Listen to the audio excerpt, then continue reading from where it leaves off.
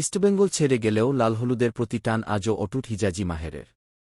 জর্ডনে ফিরে যাওয়ার পরেও তিনি নিয়মিত নজর রাখেন প্রাক্তন ক্লাবের পারফরম্যান্সে। বিশেষ করে সাম্প্রতিক আইএসএল সাফল্য তাকে ভীষণ আনন্দ দিয়েছে। এক সাক্ষাৎকারে জর্ডনের এই ডিফেন্ডার জানান, ইস্টবেঙ্গলের ট্রফি জয় দেখে তিনি গর্বিত। ক্লাব, সমর্থক এবং ম্যানেজমেন্ট সকলেই এই সাফল্যের যোগ্য বলে মনে করেন তিনি। একই সঙ্গে আক্ষেপও প্রকাশ করেন যে এমন একটি ঐতিহাসিক মুহূর্তের অংশ হতে পারলে তার আনন্দ আরও বেশি হতো।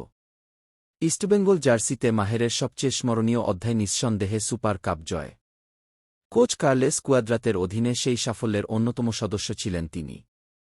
ট্রফি জয়ের সেই মুহূর্ত এখনও তার স্মৃতিতে উজ্জ্বল হয়ে রয়েছে। তবে ক্লাব ছাড়ার সময়টা তার জন্য সহজ ছিল না। মাহের স্বীকার করেছেন, ইস্টবেঙ্গল থেকে বিদায় নেওয়া ছিল তার ক্যারিয়ারের অন্যতম কঠিন সিদ্ধান্ত। তারপরও ক্লাবের সঙ্গে সম্পর্ক ছিন্ন হয়নি।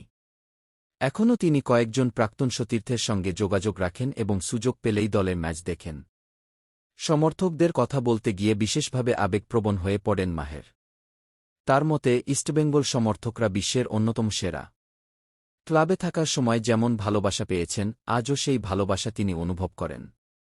ভবিষ্যৎ নিয়ে প্রশ্ন উঠতেই মাহের স্পষ্ট জানিয়ে দেন, সুযোগ এলে আবারও ইস্টবেঙ্গলের জার্সি গায়ে চাপাতে তিনি প্রস্তুত।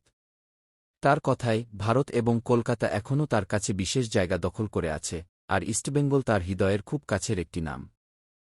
এদিকে ক্লাব ছাড়ার পর আন্তর্জাতিক মঞ্চেও বড় স্বপ্ন দেখছিলেন এই জর্ডনীয় ফুটবলার। জাতীয় দলের হয়ে বিশ্বকাপের বাছাই পর্বে সুযোগ পেলেও দুর্ভাগ্যজনক চোট তার সেই যাত্রায় বড় বাধা হয়ে দাঁড়ায়। তবুও ফুটবলের প্রতি তার আবেগ এবং ইস্টবেঙ্গলের প্রতি ভালোবাসা আজও একটুও কমেনি।